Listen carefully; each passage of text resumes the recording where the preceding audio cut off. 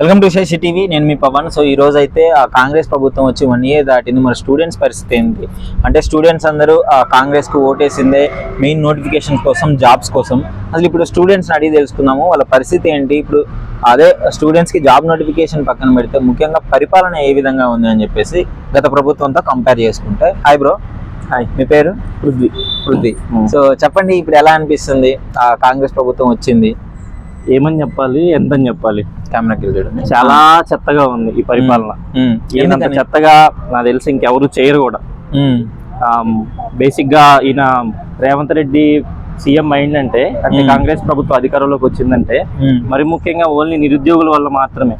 ఆ నిరుద్యోగుల్ని ఈ రోజు అన్యాయం చేసి ఆ జాబ్ క్యాలెండర్ ని దొంగలో దొక్కుతున్నారు అనమాట. అంటే మీరు అసలు కేసీఆర్ ని ఎందుకు వద్దనుకున్నారు? ఫస్ట్ ఉద్యోగాల దగ్గర group 1 case multiple times, group 1 అంటే ప్రిలిమ్స్ మల్టిపుల్ టైమ్స్ పెట్టడము, ఇంకా మెనీ రీజన్స్ ఉన్నాయి కేసీఆర్ ని వద్దనుకోవడానికి.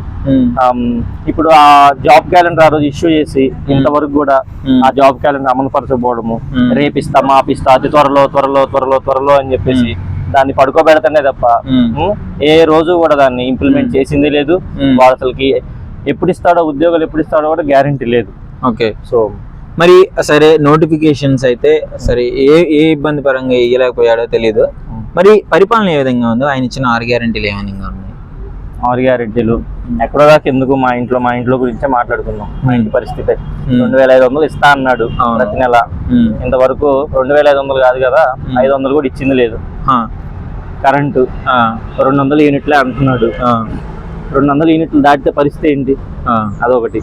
అవును, ఇంకా చాలా ఉన్నాయి, చాలా ప్రాబ్లమ్స్ ఉన్నాయి. మళ్ళీ హైడ్రాన్ తీసుకొచ్చాడు కొత్తగా. అవును, అది కూడా చాలా పరిపాలన దరిద్రంగా ఉంది. ఇంకా మీరు నన్ను అడగడము, నేను చెప్పడము అంటే అన్ని చూసుకోవాలి కదా. ఇప్పుడు ఏ నాయకుడు రాగానే 1 year లోనే ఏది కంప్లీట్ చేయలేడు, ఇంకా 4 years ఉంది. సో అది చూసి మనం డిసైడ్ అవ్వాలి కదా. 4 years ఉంది. ఇప్పుడు ఈయన ఉద్యోగాలు అప్పుడు ఎట్లా ఇస్తాడు? ఫైనల్ గా ఇస్తాడా? అంటే వచ్చిన అధికారంలోకి వచ్చిన మొదటి సంవత్సరంలోనే 2 లక్షల ఉద్యోగాలతో జాబ్ క్యాలెండర్ అది మొత్తం అని చెప్పేసి అధికారంలోకి వచ్చాడు. వచ్చిన తర్వాత మొత్తం నిరుద్యోగుల గురించి ఆలోచించకుండా మొత్తం అది ఇది తొక్కా తోలు అని చెప్పేసి ఏదో చెత్తవాడి గురించి ఆలోచిస్తే నిరుద్యోగుల పరిస్థితి ఏంటి? ఇప్పుడు నాకు 26 years, ఇంకా 3 సంవత్సరాల తర్వాత నోటిఫికేషన్ ఇస్తే 29 వస్తాయి. ఇప్పుడున్న ఇంత ఎనర్జీగా ఉన్న నేను తర్వాత నేను పని చేయగలనా? ఓకే, సో ఈవెంట్లు కొట్టలేరు. ఈవెంట్ కొట్టగలం, కానీ మొత్తం పరిస్థితులన్నీ ఇప్పుడున్న ఆర్థిక పరిస్థితి అప్పుడు ఉండదు కదా. నేను ప్రిపేర్ అవుతాను అవ్వను, చాలా రకాలు ఉంటాయి దీంట్లో. ఓకే, సో ఫైనల్ గా ఏం చెప్తారు మరి కాంగ్రెస్ ప్రభుత్వం గురించి తెలంగాణలో?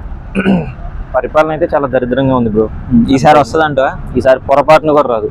వాళ్ళు ఏమన్నా నిరుద్యోగులకి ఉద్యోగాలు ఇస్తే తప్ప అదర్వైజ్ అది వచ్చే ఛాన్సెస్ చాలా less. Okay, thank you so much.